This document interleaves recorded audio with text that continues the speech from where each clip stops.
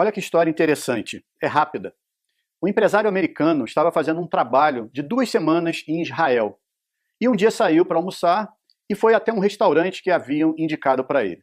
Quando ele chegou lá, havia uma fila de espera. E ao chegar para perguntar para a atendente se iria demorar muito, já que ele tinha que voltar para o escritório de trabalho, um senhor, que era o próximo da fila, vendo que o empresário precisava almoçar logo, ofereceu o seu lugar na fila e disse: "Eu sou aposentado, meu filho, não tenho pressa." Ele, meio constrangido, acabou aceitando e entrou para almoçar. Como estava com pressa, fez uma refeição rápida e, quando já estava pagando a conta, ele percebeu que aquele senhor que havia lhe cedido o lugar tinha acabado de entrar. Ele acenou em forma de agradecimento e foi embora. Quando ele chegou no escritório, havia entre as pessoas um movimento estranho, uma revolta, um pânico. Um atentado terrorista tinha acabado de acontecer e tinha sido exatamente no restaurante que ele havia almoçado.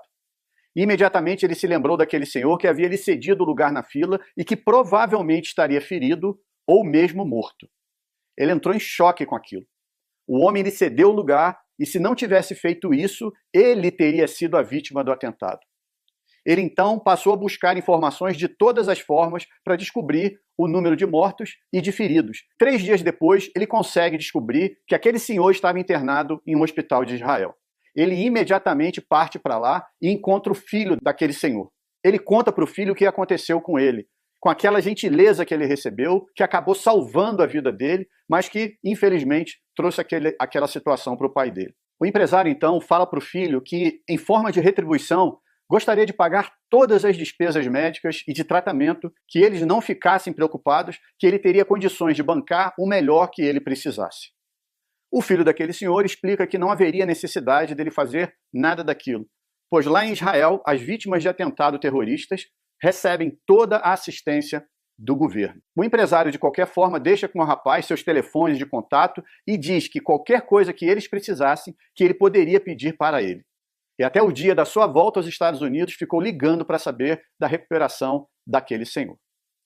O empresário volta aos Estados Unidos e 6 meses depois desse ocorrido, ele recebe uma ligação do filho daquele senhor, dizendo que o pai dele, em função das sequelas do atentado, daquele atentado, precisava de uma cirurgia muito delicada e que somente nos Estados Unidos ele poderia fazer.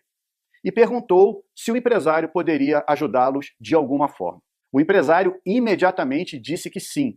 Pegou os dados deles e já pediu para sua secretária executiva providenciar tudo o que fosse necessário para a vinda dos dois para os Estados Unidos. Passagem, consultas, internação, hotel, tudo. No dia do voo em que os dois, vindos de Israel, iriam chegar nos Estados Unidos, o empresário liga cedo para sua secretária e avisa que não iria trabalhar naquela manhã, pois ele ia pessoalmente buscá-los no aeroporto. E assim ele fez. O voo chegava por volta das 9 horas da manhã e antes disso ele já estava lá, feliz por poder ajudar o homem que salvou a sua vida. O reencontro foi marcado por muita alegria e emoção.